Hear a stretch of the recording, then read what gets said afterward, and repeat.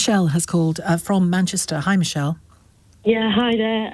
I'm not really sure what I'm going to say. I don't worry, nothing wrong though, per se, but I have broken the rules for calling in because I was on my way to that synagogue when this all happened, and I'm in an absolute state of distress and shock, and I've been listening to various bits of news and this, that and the other, and to ring in, I don't know why, to say that this happened on my doorstep. If I wasn't 1 minute later than normal, that would have been us. That's one side of it, but I suppose maybe the other side, and the thing that has just really got me, my family and so many friends, is that, you know, we've been saying for years, and pre-October the 7th, that anti-Semitism is real. And we have been continually gaslit. No, and I've got an opinion on Israel. It's not Jews, it's Zionists. And I think maybe what I just want to say is this. You may not be anti-Semitic. You can have your opinions on the Israeli-Gaza conflict. You can post till the days come home, whatever you want to do. But know this, and we've been saying this, that your posts have consequences, your comments have consequences. Your LBC page, your comments right now are horrific. They are saying, well, it's a false flag. You mean people responding to us? Yes. Yeah. Yes. And this is constant, by the way. I often go onto the LBC Instagram page as a litmus test to get the general consensus of what general opinion is. And right now, it's horrific. It is horrific. And can I offer you a slither of what I hope is hope about those opinions, which is that I don't think the vast majority of people comment constantly on websites. A good number do, because we live on our phones and we're on social media and things like that. So a good number do. I see it on Twitter. So, for example, when I'm on air, and people think I dictate who comes on air and who doesn't. I don't do that at all. No.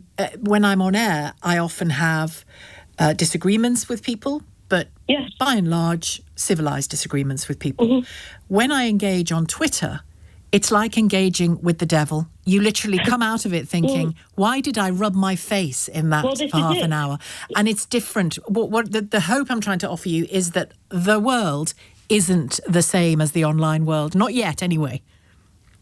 I disagree with you. I keep hearing the phrase, what has the world come to? The world is here. The world has come to whatever this come to thing listen, is. Michelle, by the way, let me be clear. That isn't to say anti-Semitism isn't appalling in this country, and it isn't to say it hasn't got worse since October the 7th. It clearly has, to anybody with any understanding. What I'm saying is not everybody feels the way those responders do. No, but let me tell you, so that comment wasn't aimed at you. That was I know it wasn't. No, I was just trying to reassure you.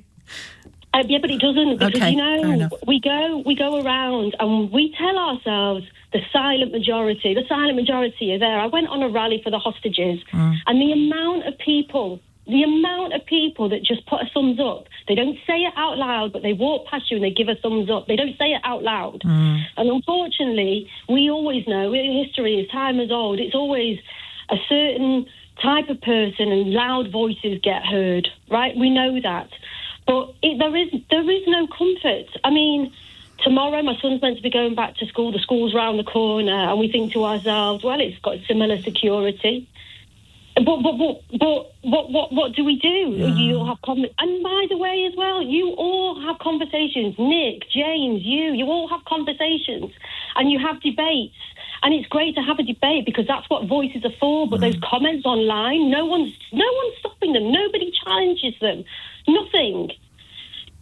And it's sickening.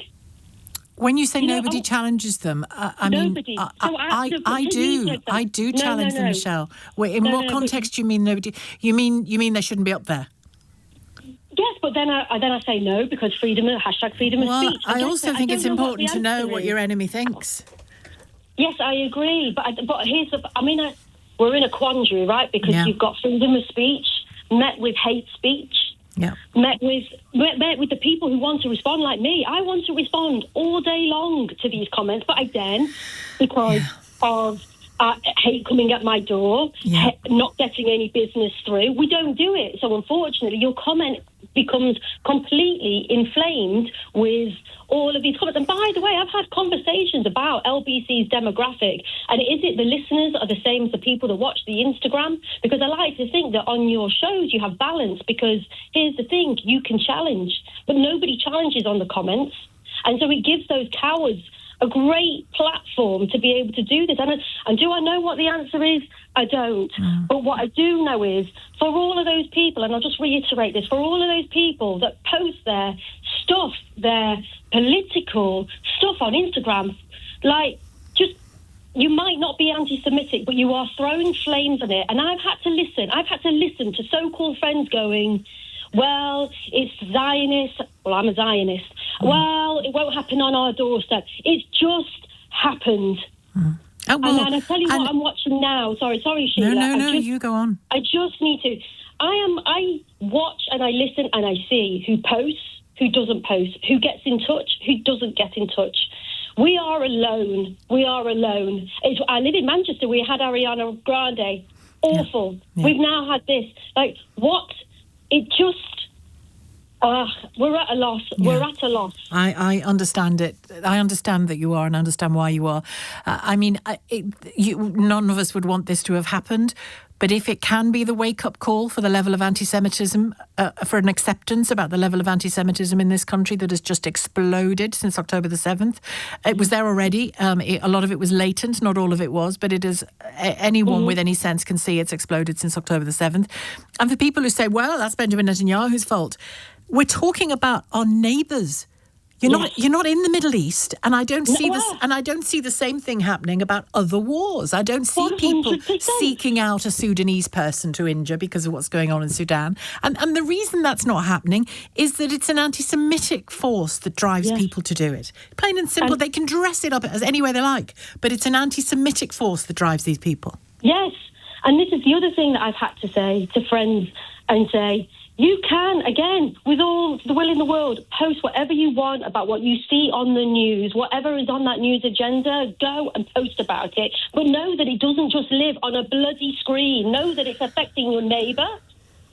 You're absolutely right. And they just don't care. And this is, and I can't hear, well, we do. No, you don't. Because if you did, and you've been told a million times, just think about what you're saying. Actions have consequences.